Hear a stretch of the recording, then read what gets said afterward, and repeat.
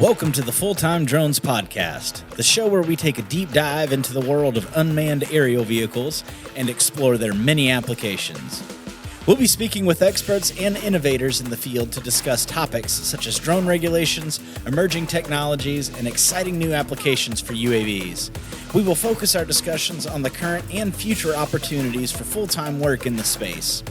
We'll also be featuring stories from drone pilots and operators around the world, sharing their experiences and perspectives on this rapidly evolving industry. So sit back, strap on your headset, and get ready to take flight with us on the Full-Time Drones Podcast.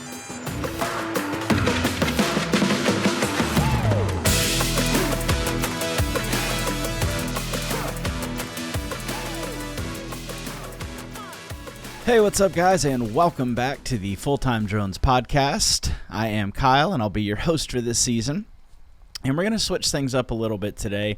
We've had a lot of requests for doing some question and answering sessions on our podcast, also doing some drone news and introducing different things outside of just interviewing people in the industry. So every couple episodes, we'll gather a couple of questions and do a Q&A session and answer these the best that we can. Also do some drone news updates and things like that. So let's dive into the episode today.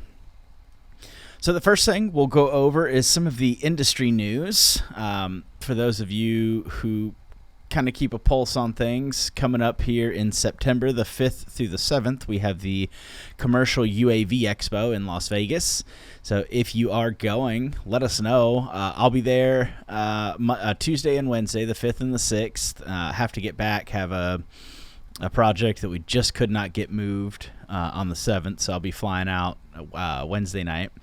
But we'll be there. There's a lot of people going this year. I'm really excited. They've got some really cool guest speakers. I'm looking forward to having fun on the expo floor, networking. This is my first time attending, and also seeing some of the guest speakers that they have.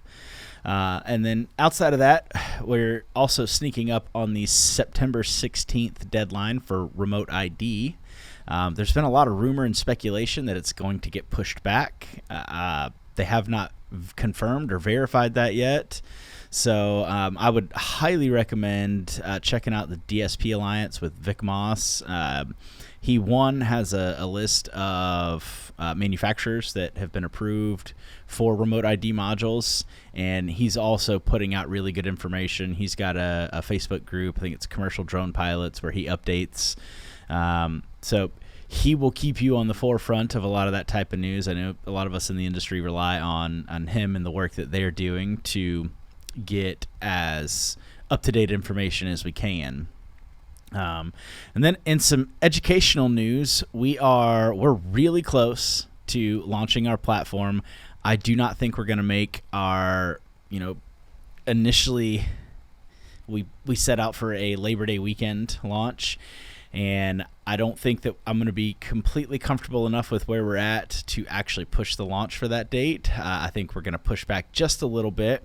We're there. Our developer has worked miracles, and both our online desktop and our mobile app they're flying now. The speed's great. It's incredible. We've got a lot of the courses uploaded, and so we're really close. There's a few things that I want to tie up on the background, and then also get some good marketing material together and some educational tips on how to use the app and maximize your experience with it. So once we get all of that stuff together, get it all tied in and integrated, then we will be launching the app. I know for some of you who have been on the list for beta testing, getting ready to send out a blast email just to update, but our new test flight version should be uploaded today or tomorrow, and as soon as it is uploaded, then we'll be sending out an email saying, hey, it's available. Here are the courses that we're actually going to open up for beta testing, and then here's a few quick videos on how to navigate and utilize the social media platform, the online store, the rental warehouse, things like that. So the test flight version will be launching this week sometime, and then the full version still to be determined. I'll keep you guys as up to date as I can on that. And then in some other educational stuff, I know Dylan Gorman has just partnered up with Rock Robotic. I think they just did their first workshop this past week in Atlanta, Georgia, but they are going around, or Dylan's going around nationwide and doing a lot of LiDAR trainings, focusing on the M300 or M350 and the Rock Robotic R3 Pro LiDAR sensor. So if you are interested, I don't know the exact price, but I believe tickets are pretty affordable to go to these workshops. And Dylan is he's really, really sharp. I think he's got a lot of great information to offer. I think Rock puts out an incredible product. If you're going to the San Francisco workshop, I would highly recommend attending, or if you're around San Francisco, go to that one. I don't know this for sure, but my best guess is that Harrison Knoll will show up as a guest speaker, guest presenter. And for those of you who don't know him, he is the co-founder and CEO of Rock Robotic. And a couple years ago, when they came out with the Rock R2A, they completely changed the LiDAR game because they simplified a lot of the processes. They put out a lot of really good training and educational content. And then they had incredible customer service on the back end, and had their Rock Cloud, which made user experiences significantly easier. They just completely revolutionized the LiDAR game, and it seems like since then everybody's been trying to follow that path and compete. So if you're around the San Francisco, I would highly recommend checking that out. And I think you can see Dylan's schedule on his website, which is Pilot Byte. So with all of that, we will dive into, I think we've got 4 questions here, and I will do my best to answer them. The first question we had come in is, how do you price your services? And I think this is the most commonly asked question in the industry. And I think there's a couple of ways of doing it. And so for our approach, sometimes we use one or the other. A lot of times we use a hybrid of both. So you have your cost plus profit, which is almost kind of a time and equipment type process where say, hey, it costs me $500 to be on site and operate for the day, including paying myself, my insurance, my equipment, my vehicle, all that stuff, and my profit, I want to make 20%, so I'm going to throw on another $100. My price is $600. And then there's also value-based pricing, where for that same project, you can say my cost plus profit is $600, but the value to my client is $3,000, because in order for them to do all of this themselves, it would cost them $3,000. So I'm going to value-based prices at $3,000.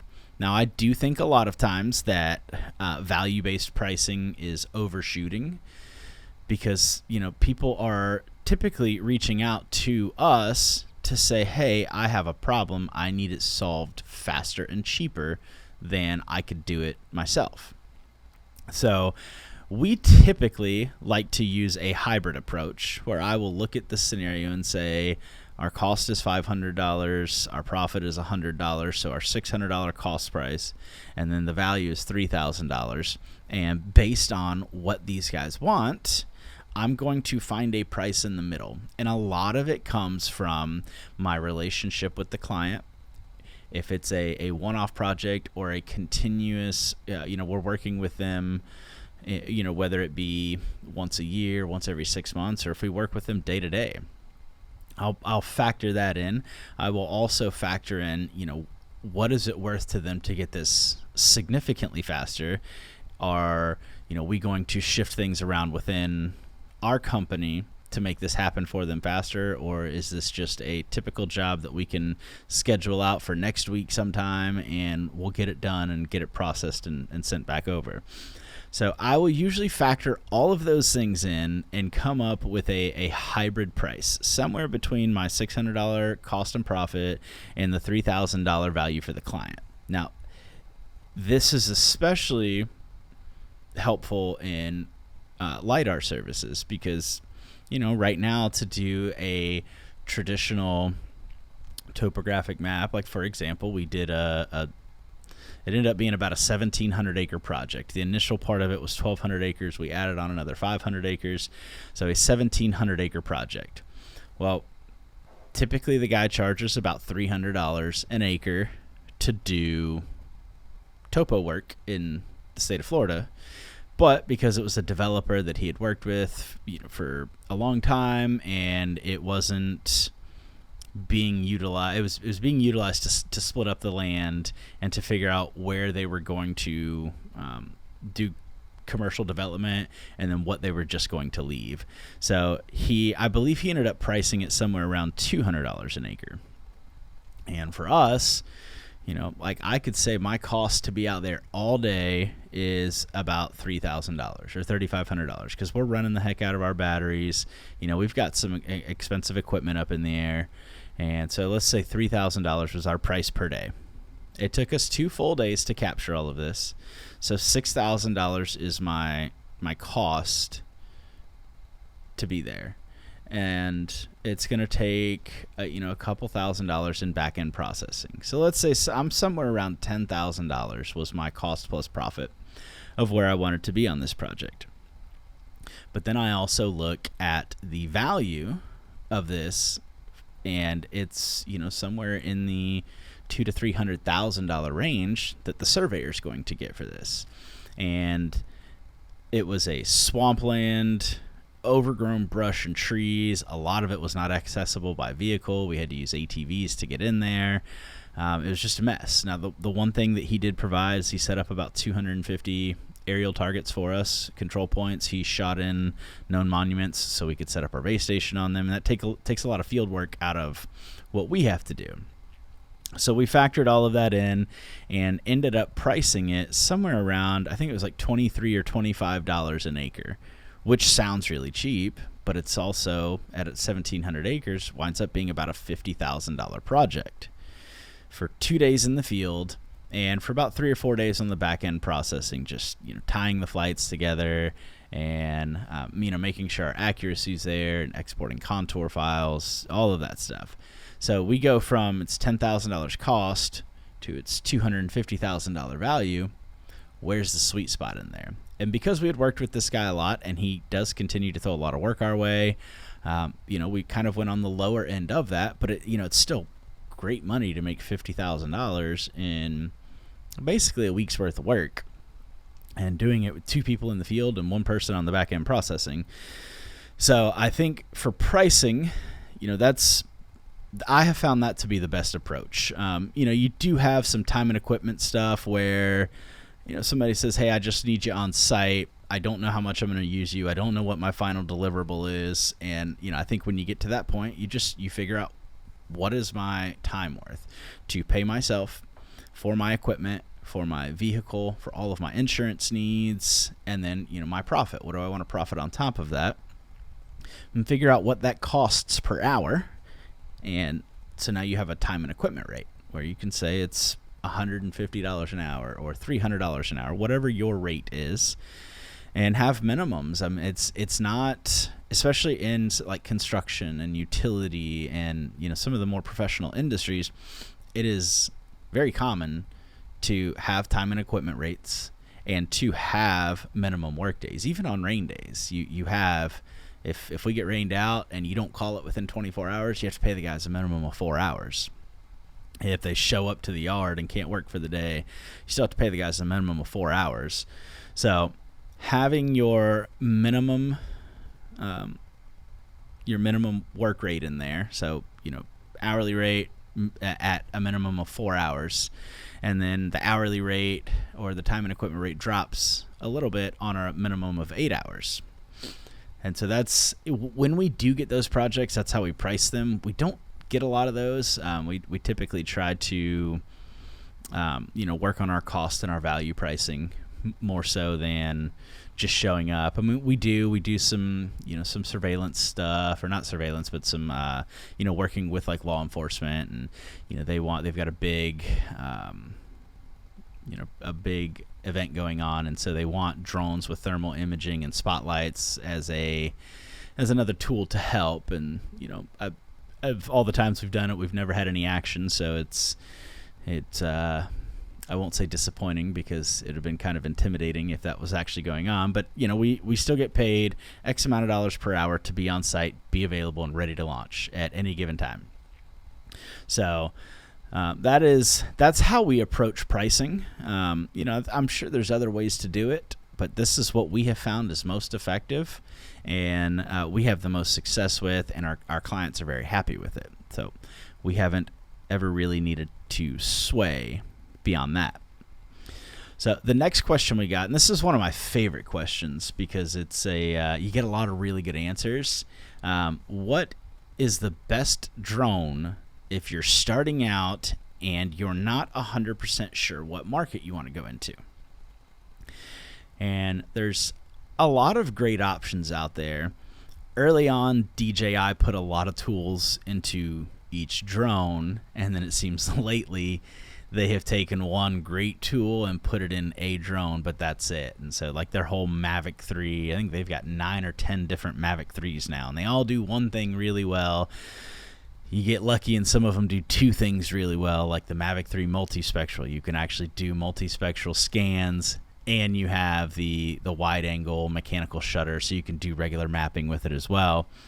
But for the most part, they avoid putting 2 or 3 really good features in a drone.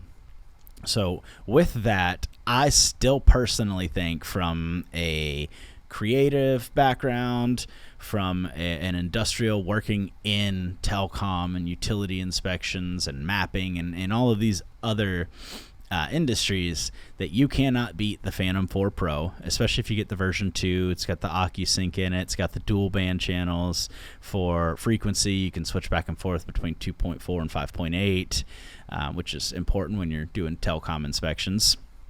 But for bang for your buck, you can pick up, they don't manufacture them anymore, but you can pick up used ones for somewhere in the ballpark of $800 to $1,000. Sometimes you'll find really good deals on kits for, 5 to 10 batteries and the drone and a controller, and it's, $1,200.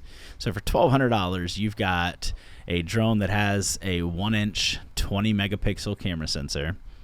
It has a mechanical shutter, so it is a mapping beast, and also incredible for telecom inspections. It makes your workflow twice as fast as if you were to use any of the others in its, kind of in its category, like the Mavic 2 Pro or even the Air 2S or any of these that other people are using now. It allows you to work twice as fast because of the mechanical shutter and its ability to shutter at a much faster rate. And then it also still has the 4K 60 frames per second for video and 1080 120 frames per second, which is incredible, and I still use to this day for video content that we do. If I'm out and about and don't have my Inspire 2 with the X7 with me, or I fly the Mavic 2 Pro a lot for that kind of stuff, but if I'm out and have the Phantom 4 Pro with me, it records incredible video. So I think as far as a just best, you hear the reference, who's the best pound for pound fighter of all time, and I think just pound for pound, dollar for dollar, you don't get better than the Phantom 4 Pro V2. We personally have, I don't know, 7 or 8. We just picked up another one. It's one of the best things about the V2s, the second version, is DJI did announce that by December they are going to do a firmware update that will make them remote ID compliant. And I think that has significantly helped their stock, because flying an external module is a little bit of a turnoff. But now that they're going to have the update, there may be a 1, 2, or 3 month gap, just depending on when remote ID does go into effect, if it is the 16th of September, or if they push it back a little bit just to allow some of the manufacturers of RID modules to catch up. We will see. So the next question that actually came in a couple times was, how do you find clients? And I think this is another one that is a very commonly asked question, and you don't see a ton of great information out there on it. So my approach has always been, and I've been doing this 6 or 7 years now, and have been really focused on doing it seriously for about the last 4, building a business around it rather than just being a contract pilot. To me, you have social media and you have networking. And those are both completely free. You do not have to spend $1 to do that. It costs you time, but it does not cost you money. And so finding a balance of how much time and effort do you want to put into it. Can you expedite some of that by paying money to have people help you create content, or buying gear to help create content? That is up to you, your decision. But I think, some of the best approaches are using social media as a tool. And, I think Facebook's an okay one. Instagram is okay. You can kind of put out some flash sizzle stuff. I think LinkedIn is by far the best platform to network with, and find people in the industry. And let's just say, for example, I want to start off and work in the construction industry. I live in whatever town, USA. I want to figure out who the players are who are building and developing in my town.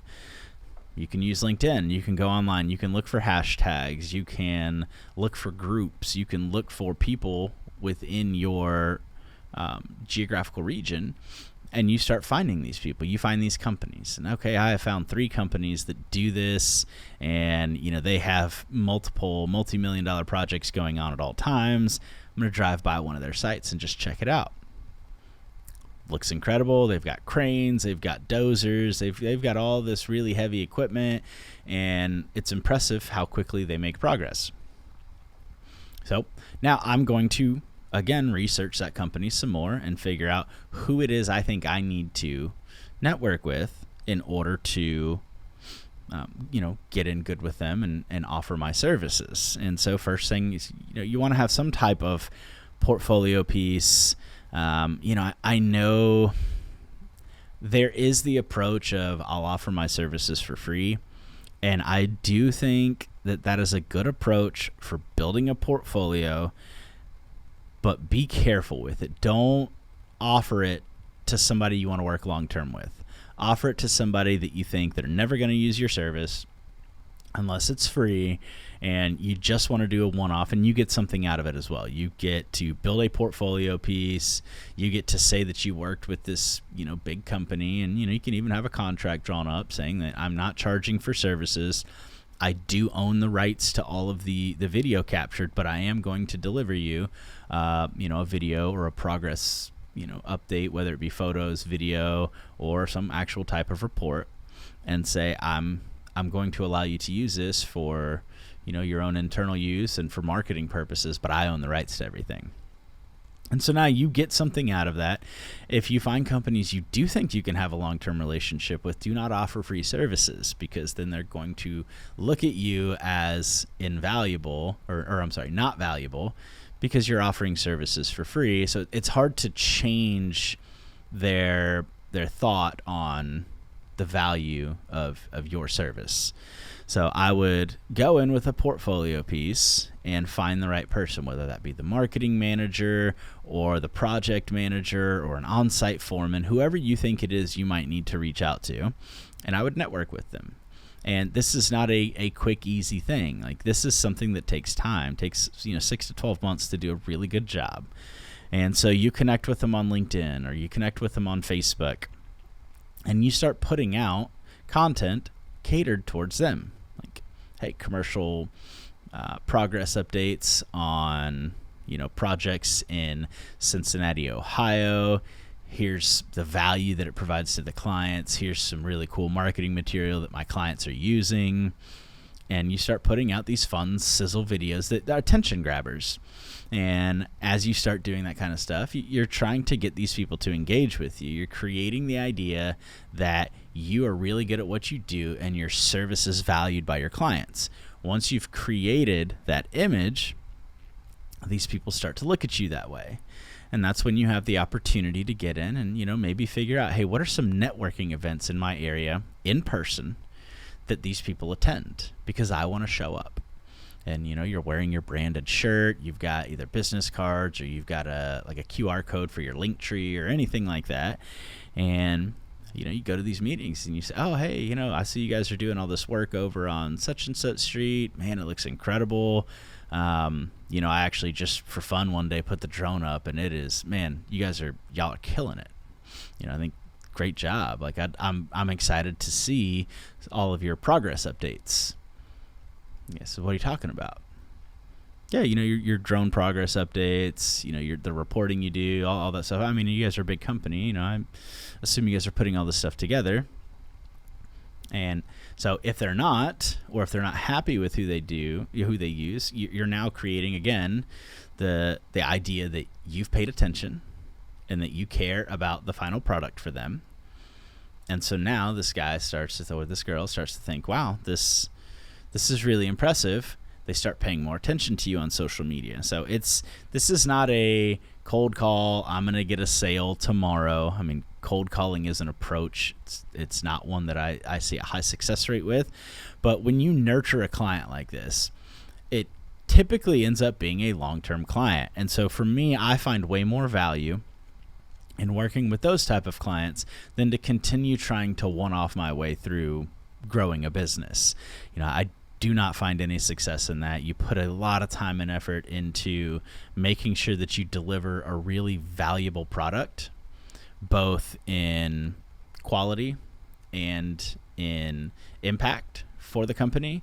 And so when you put all that into it and it was just a one-time thing, it's hard to continue to do that so many times a year, and it's hard to find those clients. Those are, their one-offs are so difficult, and they usually don't value services, so what they're willing to pay is typically less. Not always the case, but in my experience, I have found the clients that we work with on a regular basis significantly value our work more than the clients that call and just want a one-off project. And so that's what we do. We focus on valuing those relationships and building those relationships. And once you get the first project or two with them, you don't stop. That's when you get serious about it. Hey, they see the value in what you're doing now. They're really excited to work with you. And now you really dive in. Hey, what else can I offer that is going to make their lives easier and provide impact in what they're doing in their business? And so now when you grow your services within this company, it allows you to work with 4 or 5 companies and make a really good living versus working with 100 companies one time a year and, running crazy trying to do everything to make the same amount of revenue. So there's a whole lot. We could probably do a whole episode on this. So I'll try to keep my answers semi-short so that we can get through. We do have, one more question that I do want to run through. And it was, what is the best way to enter the commercial drone space full time? And so I think there's a couple of different ingredients that go into doing this successfully. I think the first is education. So knowing what you're doing in your specific industry. And that's why I think if you work in an industry and you want to apply drones, then that's the easiest way to get in, because you know everything about that industry and you know how impactful drones are in enhancing what you're doing. I mean, it's the easiest transition. If you don't have an industry specific background and you've been flying drones for a while, then I think educating yourself into some of these industries, and you can kind of go through and pick and choose. And a lot of these industries they have on and off times a year. So telecom inspections, they've been a little slow this year, but they were, it was so big last year that you kind of expected this. But getting into telecom is one of the easiest barriers of entry because it doesn't require a ton of specific industry knowledge. And the more you do it, the more you learn very quickly. So, it's something I think you can get into very quickly. The Phantom 4 Pro is a perfect setup for this. And, you can be on the road and working, especially if you like to travel or are willing to travel. Then, I think it's a easy transition. But like I said, if you're a land surveyor, or you've worked for a land survey firm for a while, you know how to do the data collection, shoot boundaries, grid out topos, all of that stuff, and you want to get into drones, then I think it's such an easy transition to say, I can do all the field work already. All I'm doing is incorporating this aerial data, which makes me way faster and way more efficient. You've got a business model to build, and you probably already have an incredible network. Now it's just leveraging all of that into a successful business. So I think the education part, or industry-specific knowledge, is the first ingredient. I think the second ingredient is, find a community or an industry or a group of people who are going to be supportive. You're going to have struggles and failures early on. And if you're, relying on some of these forums on Facebook to pick you up when things are slow, or, you have questions of how to fix certain problems, then you're going to be woefully disappointed. It blows my mind how negative a lot of these are. It's part of why we started our own community, and it's a big part of why we created this. Outside of just creating the education for our full-time drones platform, we actually blew it all the way up into a full-on, self-sustained social media platform, because I got sick and tired. I'm still sick and tired of seeing the negativity and the, how much the experienced pilots dog the new guys in the industry, and or guys who are very well versed in their industry, but they just are newer to drones or newer to applying them commercially, or just have a hiccup somewhere. So education and industry experience, find a community or a mentor, even if it's just one person. Find a mentor who works in your space that's really good at what they do, and learn from them. And then I think the next ingredient, if you're new to it, is just practice. Find areas, find projects that you can practice on. And there's zero substitute. There are zero educational platforms. As great as I think our educational platforms are, they do not hold a torch to experience, like real world in-field experience. And that's why we try to incorporate a lot of that into our training to show you what it's like. But we also can't simulate everything that you're going to run into out there unless we just waited 3 or 4 years to put all this stuff together. Some of these things don't happen. But the more you get in the field, the more you fly, the more you experience these kind of things, the better off you'll be. And as you start to run into these issues in the future, you're ready for it. And then, the next ingredient is to create products or create deliverables that provide value to your clients. I think, if you're just flying a mapping mission and saying, here's the data, or I put it in drone deploy, here you go, here's an ortho, a lot of times clients don't know exactly what to do with it. And, one of the most highlighted instances of this is when the utility industry first started doing inspections. We were going out, we were taking pictures and turning it over to them, and they were either geo-referencing them to attach them to a certain structure. Then eventually we evolved into, okay, we're going to put them all in a folder that's for this structure, and here you go. And so a lot of these utilities were overwhelmed because they had so much data, but they didn't know what to do with it. And so then it evolved into, we're not just going to take photos, we're also going to, on the back end, do assessments and determine if there are any deficiencies, or whether it be storm hardening issues on the East Coast, or wildfire mitigation issues on the West Coast. And then it evolved from there even into doing compliance pieces, state regulated compliance. So now we have a turnkey product, and that's been over time with trial and error, where we can say, hey, we can come in. We have the best pilots, in my opinion, the best pilots in the industry doing this. And we can come in, we can collect data, we can host all your data, we can integrate it straight into Esri if that's what you use. If not, we have our own self-hosted platform. We can do back-end inspections, and as we're doing these inspections, we're also training an AI and machine learning platform that is going to be specifically catered to you and your setup. We can inventory the poles. We can update your mapping in GIS systems. We can do thermal imaging. We can do corona detection. And we can fly LiDAR to true everything up that you have going on. And once you have all of this, we can even create custom reports that say, here's estimated repair costs based on the information you've given us. And then you can determine, hey, do we want to do this in-house or do we want to contract this out? So now when we deliver products to utility clients, they say, okay, wow, this is incredible. I have something that I can now take action with. And if I need to check any of your work, I have everything I need to check your work. But because you delivered all of this to me and said, here's our findings, I can now make informed decisions and take actionable steps.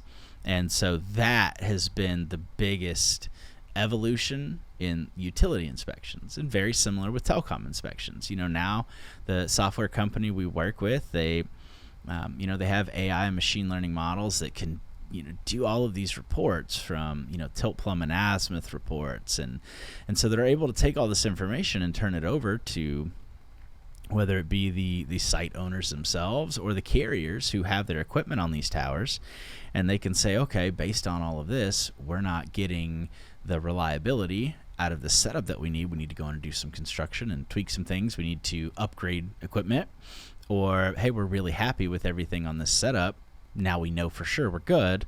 Let's move on to this next poll and see if we're happy with now they can build entire markets and know that they have good coverage, or here's some areas we need to enhance and improve upon. Here's some areas we need to upgrade infrastructure so that we can keep up with demand, because it's it's a rapidly evolving industry that the mobile network it's the new thing, and so you're seeing how fast we evolve from 4G to 5G, and I'm sure 6G is on its way. So telecom companies keeping up with all of this, now they've got the small cell technology that you see on some of these utility poles, and anything they can do to expand their reach. So those ingredients, I think, make up the best way to enter the commercial drone space. And again, I don't think it's a quick and easy, let me go buy a drone and start doing this. Take your time, do the research, figure out where you want to go. And then once you do, educate yourself, have industry-specific training, whether you have it in your background already or you find platforms that teach you these kind of things. Find communities, find mentors that are really going to encourage you, enlighten you, and help you along the way.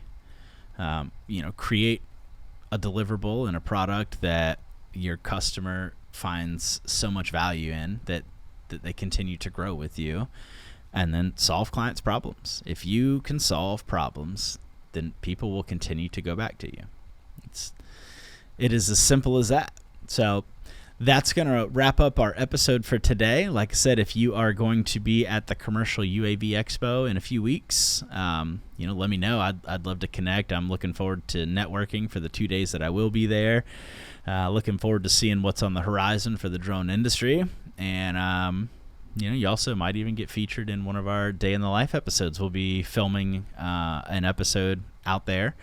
And so might even find a feature on our YouTube channel. So I appreciate you guys tuning in, and can't wait to see you next week. I know we've got a couple of really cool guests coming up in the next few weeks. One being somebody who just started out and working for us as a full-time employee, and now he's grown so much in the last year and is one of our best pilots and one of the best pilots in the industry, and is now highly sought after.